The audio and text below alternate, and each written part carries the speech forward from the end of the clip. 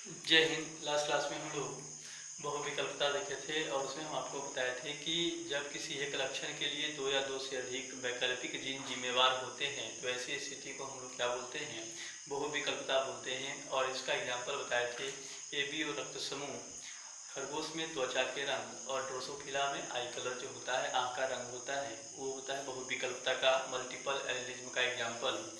इसके बाद हम आपको बताए थे कि जो बहुवैकल्पिक एलील होते हैं इनका जो निर्माण होता है वो किसके द्वारा होता है, उत्परिवर्तन के द्वारा होता है। उत्परिवर्तन वहाँ पर बताए थे कि डीएनए या गुणसूत्र जो होता है उसके आधारीय अनुक्रम, जो नाइट्रोजन बेस उसके अंदर होते हैं, उनमें किसी भी प्रकार के जो उनका क्रम होता है उस क्रम में परिवर्तन हो रहा है तो उस परिवर्तन को ही हम लोग क्या बोलते हैं, उत्परिवर्तन बोलते हैं। आगे हम लोग पढ़ेंगे इसके बारे में, आज उसी में आगे कंटिन्यू करते हैं। देखिएगा, तो सबसे पहले अगर हम लोग बात करें तो ब्लड ग्रुप जो होते हैं वो टोटल 4 प्रकार के होते हैं। हम लोग 11th क्लास में पढ़ चुके हैं। ए होता है, बी ब्लड ग्रुप होता है, ए बी होता है और ओ होता है। ये टोटल 4 प्रकार के रक्त समूह होते हैं।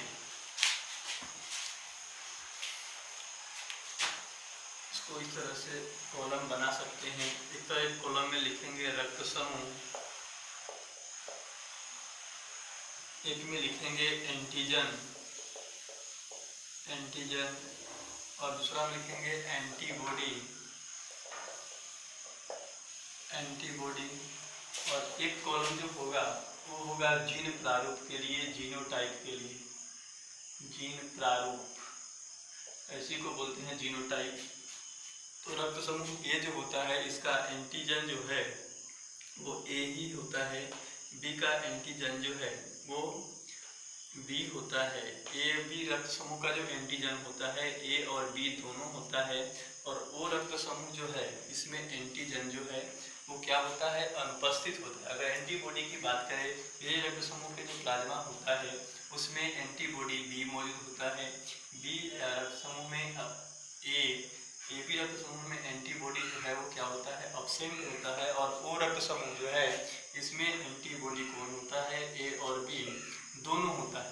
तो इस प्रकार से एंटीजन और एंटीबॉडी। इसके बाद अगर हम लोग जीन प्रारूप की बात करें तो जो रक्त समूह ए वाले व्यक्ति होते हैं इनमें दो तरह के जीन प्रारूप होता है। एक तो आई ए होमोजाइगस कंडीशन होगा, दूसरा जीन प्रारूप जो होता है वो हेटेरोजाइगस कंडीशन में आई ए और आई ओ। कहने का मतलब इस प्रकार के अगर जीन प्रारूप दोनों में से कोई भी जीन प्रारूप मौजूद है व्यक्ति के अंदर तो उसका जो ब्लड ग्रुप होगा वो क्या होगा, ए होगा। इसी प्रकार से ब्लड ग्रुप बी के लिए भी इसी प्रकार का जीन प्रारूप होता है, आई बी और आई बी और आई ओ। ये जो है ये भी होमोजाइगस और हेटेरोजाइगस कंडीशन में रहता है। इसके बाद आता है ए बी रक्त समूह जो होता है इसका एक ही टाइप का जीन प्रारूप होता है, आई ए और आई बी, और ये हमेशा हेटेरोजाइगस कंडीशन में ही सर्वाइव करता है। और ओ जो होता है इसका भी एक आई ओ और आई ओ, ये सिर्फ और सिर्फ होमोजाइगस कंडीशन में ही क्या होता है, उत्पन्न होता है। तो ये रक्त समूह है, उनके एंटीजन हैं और कौन है, एंटीबॉडी। एग्जाम में क्वेश्चन क्या पूछता है कि कौन सा रक्त समूह है जिसमें एंटीजन अनुपस्थित होता है, तो वो रक्त समूह में एंटीजन अनुपस्थित होता है। जबकि ए बी रक्त समूह है, इस ए बी रक्त समूह में क्या अनुपस्थित होता है, एंटीबॉडी अनुपस्थित होता है। इसको ध्यान से नोट करिए, इसके बाद आगे बढ़ते हैं। अब आता है एंटीबॉडी में ऐड पढ़ने के बाद ए बी रक्त समूह जो है इसका जीनोटाइप की संख्या निकालने के लिए उसका भी एक फॉर्मूला होता है। हेडिंग डालेंगे ए बी ओ रक्त समूह और इसमें नीचे लिखेंगे जीनोटाइप या जीन प्रारूप की संख्या। और जीनोटाइप की संख्या का जो फॉर्मूला होता है वो n इंटू n+1/2 होता है। यहाँ पर n जो है वो एलील की संख्या होता है, एलील की संख्या। अब अगर हम लोग ए बी और रक्त समूह में एलील की संख्या देखें तो यहाँ पर 1 2 3 ए बी और ओ मिला करके 3, तो यहाँ पर n का वैल्यू जो हो जाएगा वो कितना हो जाएगा, 3 हो जाएगा। ए बी और रक्त समूह में n का वैल्यू 3 हो जाएगा। तो यहाँ से अगर जीन प्रारूप निकाले फॉर्मूला में पुट करके तो 3 इंटू 3+1/2 कितना हो जाएगा। अगर इसको हम लोग देखें तो टोटल हो जाएगा 12। 12 में डिवाइड करेंगे 2 से तो कितना हो जाएगा 6। तो यहाँ से जो जीनोटाइप आता है वो कितना आता है 6 आता है। तो अगर पूछेगा कि मनुष्य में रक्त समूह का जो नियंत्रण होता है वो कितने तरह के जीनोटाइप द्वारा होता है, तो कितने तरह के जीनोटाइप है 6 तरह के। हम लोग लिख सकते हैं मनुष्य में रक्त समूह का नियंत्रण 6 प्रकार के जीन प्रारूप द्वारा होता है। अभी हम जीन प्रारूप लिखे हैं IA करके, IAIO करके। तो ब्लड ग्रुप ए का नियंत्रण जो होता है वो 2 प्रकार के जीन प्रारूप द्वारा होता है। बी ब्लड ग्रुप का जो नियंत्रण होता है वो भी 2 प्रकार के जीन प्रारूप द्वारा होता है। और AB और O जो है उनका नियंत्रण 1 प्रकार के जीन प्रारूप द्वारा होता है। इस प्रकार से अगर मिला लें तो टोटल कितने हो जाते हैं 6 प्रकार के जीनोटाइप होते हैं। तो इसलिए लिखा है कि मनुष्य में रक्त समूह का नियंत्रण 6 प्रकार के जीन प्रारूप के द्वारा होता है। और अभी बताए थे कि जब किसी एक लक्षण के लिए 2 या 2 से अधिक एलील या जीन जिम्मेवार होते हैं तो उसको हम लोग क्या बोलते हैं, बहुविकल्पता बोलते हैं, बहुविकल्पिक एलील बोलते हैं। इसके बाद हम लोग देखे थे कौन सा रक्त समूह जो होता है वो सर्वदाता होता है, कौन सा सर्वग्राही होता है। तो उसको वैसे ही जैसे पहले पढ़े थे ट्रिक के अनुसार A, AB, O और B इस प्रकार से। तो वो ब्लड ग्रुप जो है इस प्रकार से अगर हम लोग बना दें तो देखें तो A जो ब्लड ग्रुप है इसके पास तीर कहाँ कहाँ से आ रहा है। तो A के पास तीर जो है वो O से आ रहा है और एक A से आ रहा है। इसके अलावा इसके पास तीर कहीं से नहीं आ रहा है। A जो ब्लड ग्रुप है वो कहने का मतलब ऐसे व्यक्ति जिनका ब्लड ग्रुप A होता है वो 2 प्रकार के ब्लड ग्रुप वाले व्यक्तियों से क्या कर सकते हैं, ब्लड ले सकते हैं। एक तो ये O ब्लड ग्रुप वाले व्यक्ति से ब्लड ले सकते हैं और दूसरा A ब्लड ग्रुप वाले व्यक्ति से। अगर हम AB को देखें तो AB के पास तीर कहाँ कहाँ से आ रहा है, O से भी तीर आ रहा है, A से भी तीर आ रहा है, B से भी तीर आ रहा है और खुद AB से भी। कहने का मतलब ऐसे व्यक्ति जिनका ब्लड ग्रुप AB होता है वो किसी भी ब्लड ग्रुप वाले व्यक्ति से क्या कर सकते हैं, ब्लड ले सकते हैं। इसीलिए AB को हम लोग बोलते हैं सर्वग्राही रक्त समूह बोलते हैं, यूनिवर्सल रेसिपिएंट। ठीक है। इसके बाद अगर हम लोग देखें बी ब्लड ग्रुप, तो बी ब्लड ग्रुप के पास जो तीर आ रहा है वो O से आ रहा है और खुद एक B से। ऐसे व्यक्ति जिनका ब्लड ग्रुप B होता है वो 2 ब्लड ग्रुप वाले व्यक्तियों से ब्लड ले सकते हैं, एक तो O ब्लड ग्रुप वाले से और दूसरा B ब्लड ग्रुप वाले से। अब O को देखिए तो ये जो है इसके पास तीर कहीं से नहीं है, यहाँ से तीर सभी जगह जा रहा है लेकिन आ नहीं रहा है। कहने का मतलब वैसे व्यक्ति जिनका ब्लड ग्रुप O होता है वो सिर्फ और सिर्फ क्या करते हैं, O ब्लड ग्रुप वाले से ब्लड ले सकते हैं और देते सबको हैं। ठीक है ना। ये जो है इनका ब्लड जो है वो किसी भी व्यक्ति में चढ़ाया जा सकता है। इसीलिए O ब्लड ग्रुप को हम लोग क्या कहते हैं, सर्वदाता कहते हैं, सर्वदाता रक्त समूह अर्थात यूनिवर्सल डोनर के नाम से जाना जाता है। तो ये है रक्त समूह। इसके बाद आगे हम लोग पढ़ेंगे, इसको पहले नोट कर लीजिए दोनों को।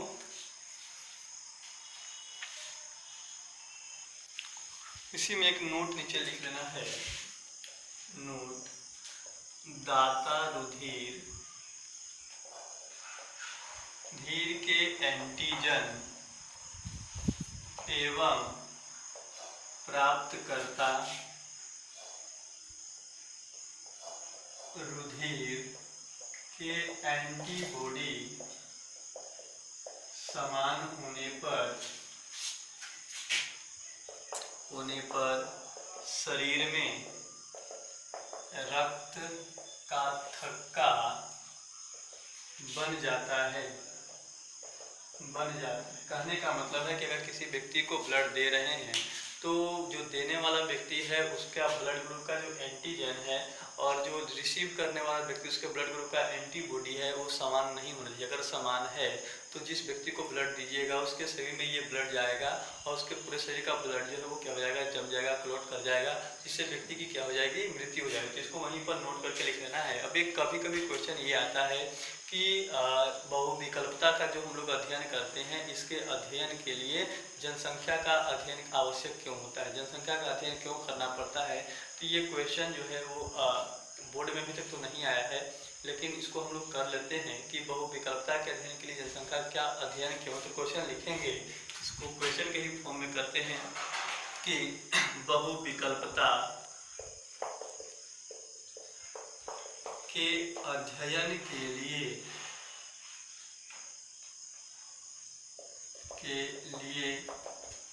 जनसंख्या अध्ययन आवश्यक है। क्यों? कह रहा है कि बहुविकल्पता के अध्ययन के लिए जो जनसंख्या है इसका अध्ययन आवश्यक है। क्यों? तो इसका आंसर देखेंगे, इसका उत्तर लिखेंगे। आंसर किसी भी द्विगुणित जीव में किसी भी लक्षण के लिए मात्र 2 एलील उपस्थित होते हैं, बाकी के एलील जनसंख्या के अन्य सदस्यों में पाए जाते हैं। इसलिए बहुविकल्पता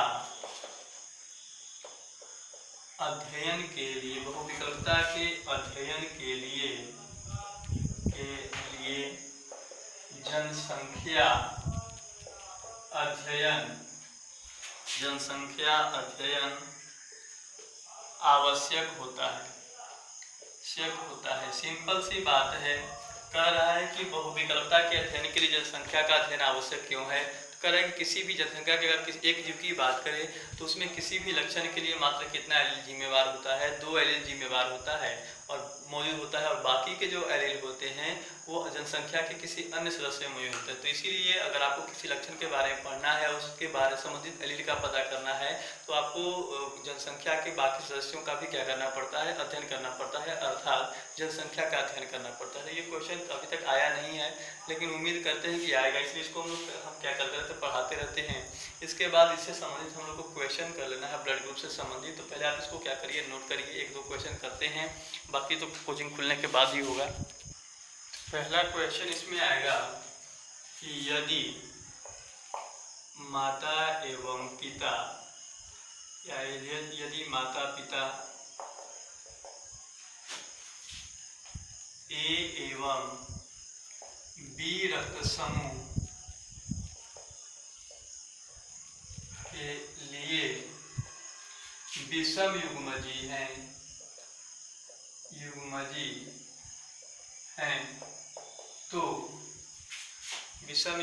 हैं तो उनके संतति में आने वाले रक्त समूह का पता लगाइए। ये सिंपल सा क्वेश्चन है। कह रहा है कि माता और पिता, एक तो उसमें माता लिख सकते हैं और क्रॉस कराना किससे, पिता। तो अगर कह रहा है कि माता का ब्लड ग्रुप ए है और ए के लिए कौन सा है, विषम युग्मजीय अवस्था, तो अभी बताया कि ए जो होता है उसका नियंत्रण 2 तरह के जीन प्रारूप द्वारा होता है, IA IA। तो ये तो समयुग्मजीय अवस्था है, तो इसको हम लोग नहीं लेंगे, इसको लेंगे IA और IO को, क्योंकि ये विषम युग्मजी। यहाँ पर विषम युग्मजी शब्द यूज किया तो माता का ब्लड ग्रुप ए है, तो इसके लिए जब ब्लड ग्रुप लेंगे जीन प्रारूप IA और IO, और फादर का जो ब्लड ग्रुप है वो बी है, और बी ब्लड ग्रुप का भी नियंत्रण 2 तरह के IB IB जीन प्रारूप या IB और IO से होता है। तो इसको तो समयुग्मजी है, इसको नहीं लेंगे, तो इसको लेंगे विषम युग्मजी IB और IO। तो पिता का जो जीन प्रारूप हो जाएगा वो IB और IO हो जाएगा। अब इनका क्रॉस कराएंगे तो इधर से IA के साथ कौन आएगा, IA IB, फिर कौन आएगा IA के साथ IA IO, IB और IO, और एक और क्रॉस कराएंगे तो क्या बनेगा IO IO। अगर आप देखें तो IA और IB जो जीन प्रारूप होता है वो कौन सा रक्त समूह का होता है, AB रक्त समूह। IA और IO जो रक्त समूह होता है वो किसका होता है, A रक्त समूह का। IB और IO जो होता है ये B रक्त समूह का जीन प्रारूप होता है, और IO और IU होता है कौन सा रक्त समूह का O। अर्थात कहने का मतलब है कि अगर माता और पिता जो है वो AB रक्त समूह के लिए विषम युग्मजीय अवस्था में अगर हैं तो उनके बच्चों में ये चारों प्रकार के रक्त समूह आने की क्या होती है, संभावना होती है। यहाँ पर आंसर लिख सकते हैं, संतति में आने वाले रक्त समूह, संतति में आने वाले रक्त समूह, और इसमें लिख सकते हैं AB, AB और O, ये चारों प्रकार के रक्त समूह उसके संतति में क्या हैं, आ सकते हैं। जिसको आप क्या करिए, नोट करिए, इसको नोट करने की जरूरत नहीं है। उसके बाद नेक्स्ट क्वेश्चन देखते हैं। क्वेश्चन नंबर 2 देखेंगे। यदि किसी परिवार में एक बच्चे का रक्त समूह O है तो उसके माता पिता में कौन सा रक्त समूह नहीं होगा, कौन सा रक्त समूह नहीं होगा। अब यहाँ से अगर हम देखें तो बच्चे का रक्त समूह O है, तो बच्चे का रक्त समूह O कब होता है, जब जीन प्रारूप IO और IO होता है। ठीक है, तो यहाँ पर अगर हम बच्चे का लिख लें IO और IO, और ये बच्चा का जो जन्म होगा वो इधर मेल और इधर फीमेल, तो एक तो IO जो है वो मेल पार्टनर से आया होगा और एक IO जो है वो कहाँ से आया होगा, फीमेल पार्टनर से। तो अगर हम लोग यहाँ से देखें तो एक तो कंफर्म हो गए। अब इस प्रकार के जीन प्रारूप देखना है 6 में से, जैसे IA था, IA और IO था, IB और IB और IO, और एक और था IB और एक और था IO और IO। तो अगर इसमें से देखें तो कौन सा ऐसा ब्लड ग्रुप है जिसमें एक साइड IO वाला जीन प्रारूप मौजूद है, तो इसको तो कैंसिल कर देंगे। इसमें IO है ही नहीं, इसमें IO है ही नहीं, इसमें IO है ही नहीं, ठीक है, इसमें है। तो अगर मान लीजिए IO इधर रख दें, एक IO तो आ सकता है, इधर भी IO तो आ सकता है, या इसमें से भी किसी एक को रख दें तो यहाँ पर आपको बच्चे के अंदर वो ब्लड ग्रुप आ सकता है। तो ये अगर मान लीजिए यहाँ पर हम AB रख दें, रक्त समूह A, IA और IB, तो क्या बच्चे में ब्लड ग्रुप O आएगा। देखिए IB और IO से इधर कर दीजिए, कोई भी ब्लड ग्रुप A लीजिए, IA और IO, अब क्रॉस कराते हैं तो इधर से आएगा, बारी बारी से क्रॉस कराते हैं, कैपिटल I से कैपिटल E में, तो IA हो जाएगा, फिर IO, फिर क्रॉस करेंगे तो IA और IB, और एक बार और तो IB और IO। ये जो रक्त समूह होगा वो A आएगा, ये हो जाएगा तो A आएगा। ये रक्त समूह है तो AB, और ये रक्त समूह है तो B। देखिए O रक्त समूह नहीं आया। कह रहा है यदि किसी परिवार में एक बच्चे का रक्त समूह O है तो उसके माता पिता में कौन सा रक्त समूह नहीं होगा। तो यहाँ पर देखिए ये O ब्लड ग्रुप आया ही नहीं संतति में, तो वो कब नहीं आया, क्यों नहीं आया, क्योंकि माता पिता में हम लोग कौन सा रक्त समूह ले लिए थे, AB रक्त समूह। तो अगर आपको O लाना है, ठीक है, अगर बच्चे में O रक्त समूह है तो फिर माता पिता में कौन नहीं होगा, AB नहीं होगा। और अगर माता पिता में किसी में AB रक्त समूह है तो बच्चे में कौन सा रक्त समूह नहीं होगा, O रक्त समूह नहीं होगा। तो यहाँ इसका आंसर जो हो जाएगा वो कौन सा रक्त समूह हो जाएगा, AB। AB रक्त समूह वाले माता पिता में O रक्त समूह वाले बच्चे नहीं होते हैं।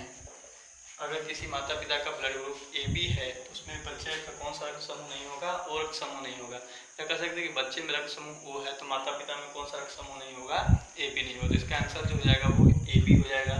इसको नोट कर लीजिएगा। इसके बाद नेक्स्ट देखते हैं।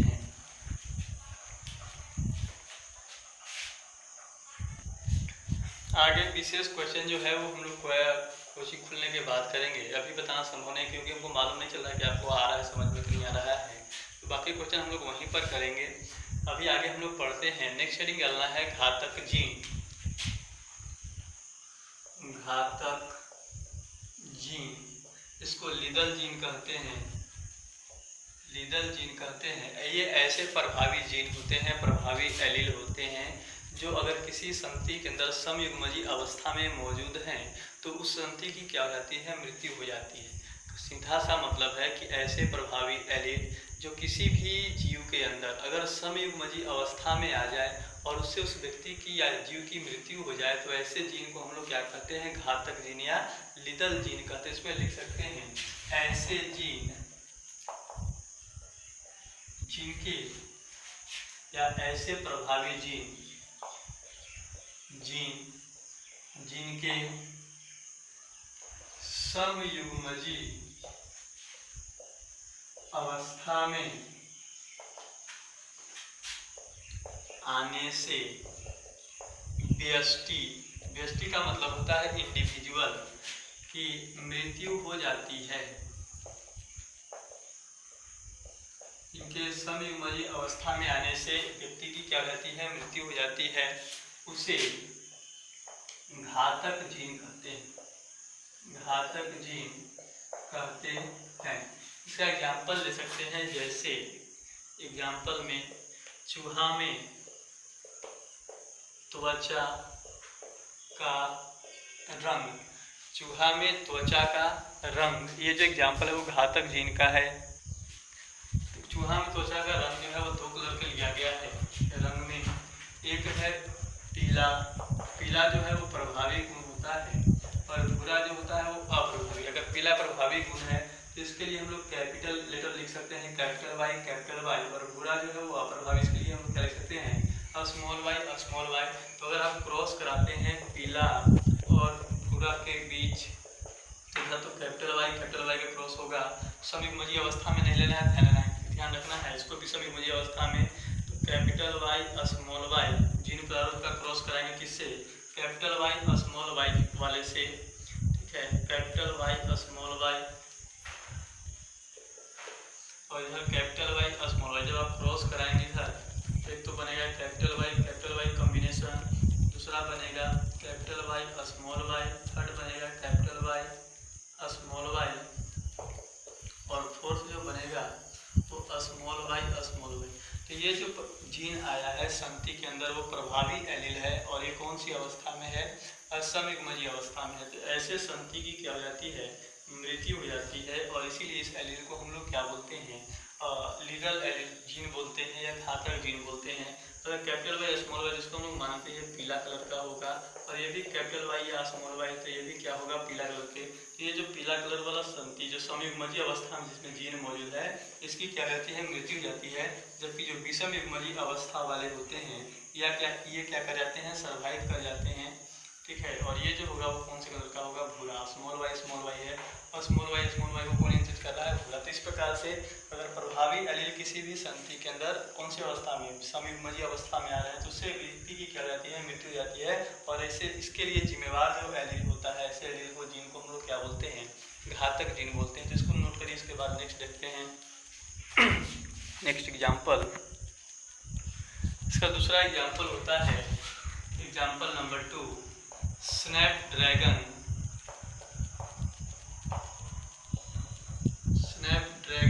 में पत्तियों का रंग। स्नैपड्रैगन जो है बताया था पहले कि फ्लावर का पौधा होता है और इसमें 2 प्रकार की पत्तियां होती है। एक होता है गोल्डन कलर, ये प्रभावी है, और एक होता है ग्रीन। गोल्डन के लिए मान लेते हैं हम लोग प्रभावी तो कैपिटल जी जीन प्रारूप कर देते हैं और ग्रीन के लिए स्मॉल जी। तो जब इनको हम लोग क्रॉस कराते हैं तो कैपिटल जी स्मॉल जी का क्रॉस कराएंगे किससे, कैपिटल जी स्मॉल जी से। तो जो कॉम्बिनेशन बनेगा वो इस प्रकार से बनेगा, capital G, second combination capital G small G, third combination capital G small G और फोर्थ जो बनेगा वो स्मॉल जी बनेगा। तो यहाँ पर ये कैपिटल जी स्मॉल जी है तो ये कैसा होगा, गोल्डन होगा, ये भी गोल्डन। जब इनको क्रॉस कराया तो कैपिटल जी आया, तो कैपिटल जी किसको नियंत्रित कर रहा है, गोल्डन कलर को, golden colour. Capital G small G, ये दोनों जो हैं ये किसको नियंत्रित करेंगे, ये भी गोल्डन कलर को नियंत्रित करेंगे। और ये स्मॉल जी है वो किसको नियंत्रित करेगा, ग्रीन को। तो अगर आप देखें तो ये प्रभावी एलील है, और प्रभावी एलील समिगमजी अवस्था में है, इसलिए इसकी क्या हो जाएगी, मृत्यु हो जाएगी। ये जो समिगमजी अवस्था वाला गोल्डन कलर का पौधा है ये सर्वाइव नहीं करेगा, जबकि ये दोनों क्या करेंगे, सर्वाइव करेंगे, क्योंकि इसमें गोल्डन कलर का है लेकिन इसमें जीन जो है, एलील जो है वो कैसे होंगे, विषम अवस्था में। इसलिए जब भी हम क्रॉस कराने के लिए ले रहे हैं तो विषम अवस्था वाले ले रहे हैं। ऐसा इसलिए क्योंकि गोल्डन कलर में जो समिगमजी अवस्था वाला है वो सर्वाइव नहीं करता है, तो उसको आप क्रॉस नहीं करा सकते हैं। इसलिए हम यहाँ पर विषम अवस्था वाले से क्रॉस करा रहे हैं।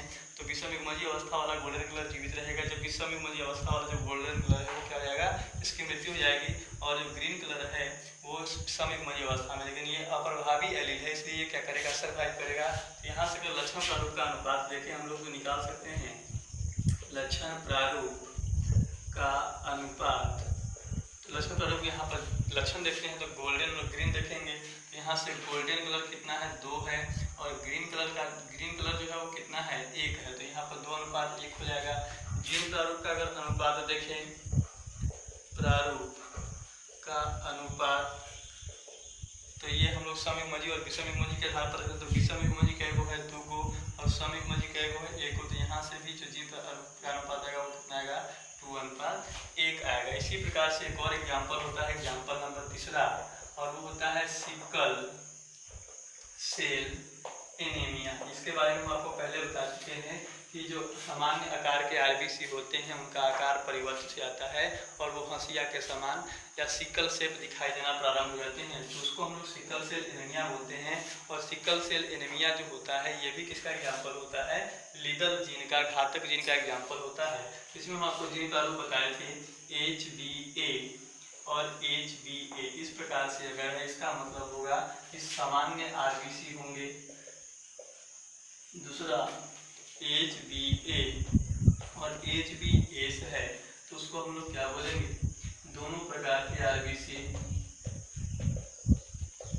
दोनों प्रकार के आरबीसी करने का मतलब जो कुछ आरबीसी जो होंगे वो सामान्य आकार के होंगे और कुछ आरबीसी का जो शेप होगा वो कैसा होगा, सिकल शेप होगा। और थर्ड जो होता है वो HBS है, इसका मतलब है कि जो आरबीसी है इसमें कैसा है, सिकल शेप आरबीसी होगा, सिकल शेप आरबीसी। ये सिकल सेल एनीमिया किसका होता है एग्जाम्पल, लीडर जीन का। तो इसको आप तीनों एग्जाम्पल को क्या करिए, छाप लीजिए। इसके बाद आगे बढ़ते हैं। तो अगर हम लोग सिकल सेल एनीमिया में देखें तो देखिए HBS और HBA वाले जो जीन प्रारूप वाले संतति थे उनमें दोनों प्रकार का आरबीसी मौजूद था। और इसी का अगर क्रॉस कराते हैं HBS और HBA से तो यहाँ पर भी क्या होगा, इस प्रकार से संतति के अंदर क्रॉस कराने पर HBS HBS पहला कॉम्बिनेशन बनेगा, फिर बनेगा HBA और HBS या HBS कह सकते हैं और HBA। इसी प्रकार से थर्ड कॉम्बिनेशन जो बनेगा वो HBS और HBA और फोर्थ कॉम्बिनेशन HBA और HBA। यहाँ पर HBS और HBS जो है वो समिगमजी अवस्था में आया है और ऐसे व्यक्ति की क्या हो जाती है, मृत्यु हो जाती है, डेथ कर जाता है वो व्यक्ति। तो इसको हम लोग क्या बोलेंगे, लीडर जीन। HBS जो होता है वो कैसा जीन होता है, लीडर जीन होता है सिकल सेल एनीमिया में। इसका नोट यहाँ पर एक लिखेंगे, नोट करके, सिकल एग्जाम में पूछा है, सिकल सेल एनीमिया से ग्रसित व्यक्ति मलेरिया प्रतिरोधी होते हैं। कहने का मतलब है कि ऐसे व्यक्ति जिनको सिकल सेल एनीमिया हुआ है ऐसे व्यक्ति को मलेरिया नहीं होता है, वो मलेरिया रोग से प्रतिरोधी होते हैं, क्योंकि आरबीसी का शेप जो है वो चेंज आता है। और हम लोग बीमारी में पढ़ चुके हैं कि मलेरिया में जो स्पोरोजोइट होता है वो मुख्य रूप से हमारे आरबीसी को क्या करता है, क्षतिग्रस्त करता है, आरबीसी के भित्ति को तोड़ता था, तो उसे ज्वाइन स्रावित होता था और उसके बाद बुखार आ जाता। तो यहाँ पर ये मलेरिया में वो जो उसका लार्वा जो है वो आरबीसी में नहीं इंटर कर पाता है, कौन से केस में, सिकल सेल एनीमिया में, और ऐसे इसलिए ऐसे व्यक्ति जो है वो मलेरिया रोग में नहीं होता और मलेरिया क्या होते हैं, प्रतिरोधी होते हैं। तो ये आखिरी था इसके अंदर, इसको नोट कर लीजिए। इसके बाद एक दो और है उसको देख लेते हैं। नेक्स्ट जो आता है वो आता है लियोट्रोपिक जीन। लियोट्रोपिक जीन, इसमें लिख सकते हैं ये ऐसे जीन होते हैं जो एक से अधिक लक्षण को नियंत्रित करते हैं, और एक से अधिक लक्षण को कंट्रोल करने वाले जीन को क्या कहा जाता है, लियोट्रोपिक जीन। तो लिख सकते हैं ऐसे जीन जो एक से अधिक लक्षणों को या लक्षणों का नियंत्रण करते हैं,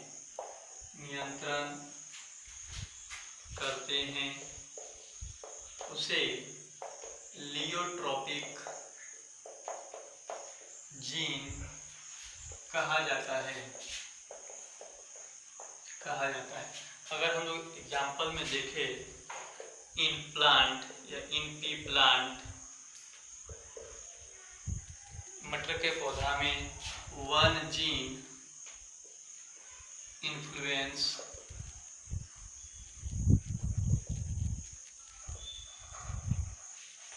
कई को कैरेक्टर कंट्रोल करता है। One gene influence seed coat colour,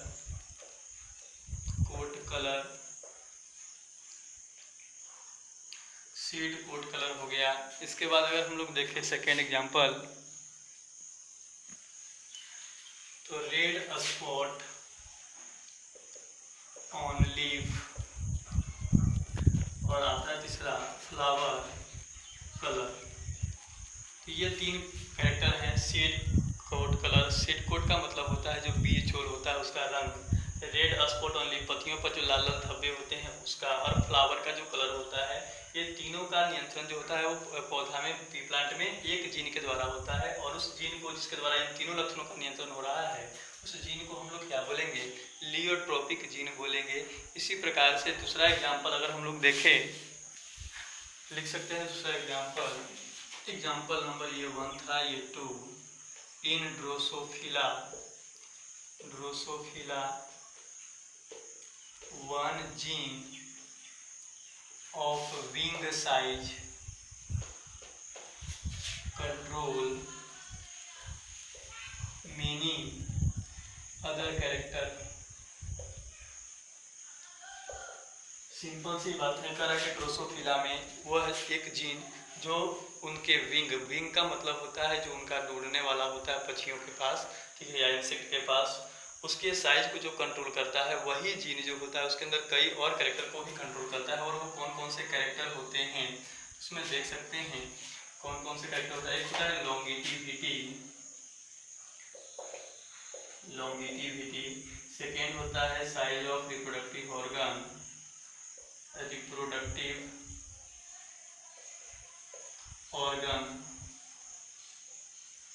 size of reproductive organ, blister on wing.